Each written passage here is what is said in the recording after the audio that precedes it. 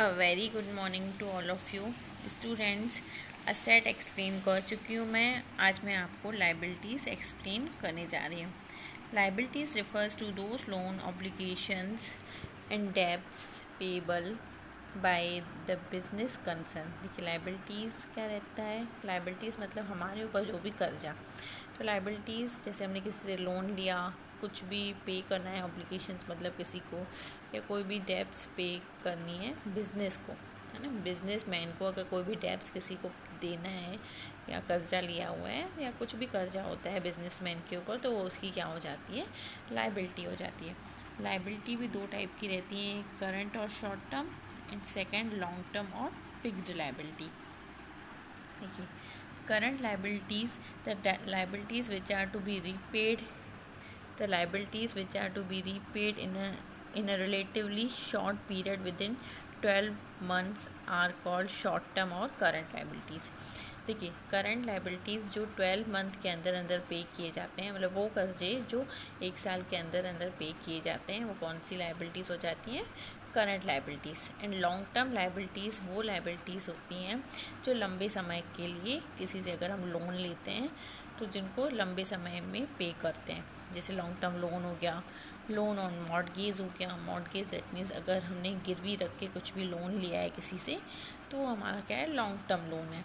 And debentures हो गया। Debentures that means हम क्या करते हैं, लोन लेके अपनी कंपनी के लिए या बिज़नेस के लिए लोन लेके डिबेंचर्स इशू करते हैं, तो वो भी लॉन्ग टर्म लोन हो गया।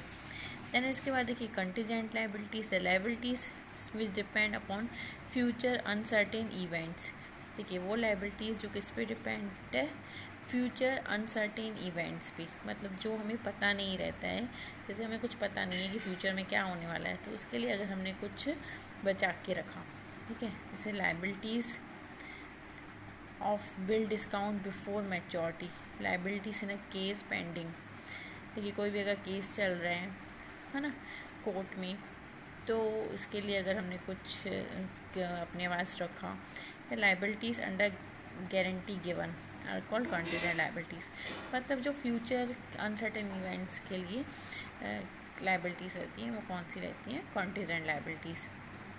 अब देखिए रेवेन्यू, देखिए गुड्स अगर हमने सेल किए हैं तो उस पर जो भी अमाउंट रिसीव्ड हुई, ठीक है, ड्यू थी बायर से, है ना, बायर से लेना था कुछ, तो वो हमारी रेवेन्यू हो गई। एंड देखिए revenue minus expenses equal to income. जैसे रेंट रिसीव्ड हुआ, किराया, ठीक है, इंटरेस्ट ब्याज रिसीव हुआ, डिस्काउंट रिसीव्ड हुआ, तो ये सब हमारी क्या है, रेवेन्यू। रेवेन्यू मतलब हमें कुछ रिसीव हुआ। इनकम जो हमारी इनकम होती है, जैसे खर्चे डिडक्ट करने के बाद, देखिए after deducting the expenses deduct करने के बाद जो भी इनकम बच जाते हैं, जो भी मनी बच जाती है, वो हमारी इनकम होती है। ओके, देन इसके बाद बिजनेस एक्सपेंसेस। अब जो बिज़नेस के एक्सपेंसेस हैं, जैसे बिज़नेस के एक्सपेंसेस भी दो रहते हैं, कैपिटल एक्सपेंडिचर दैट मीन्स जिसमें कैपिटल लगती है, मतलब बहुत पैसा लगता है।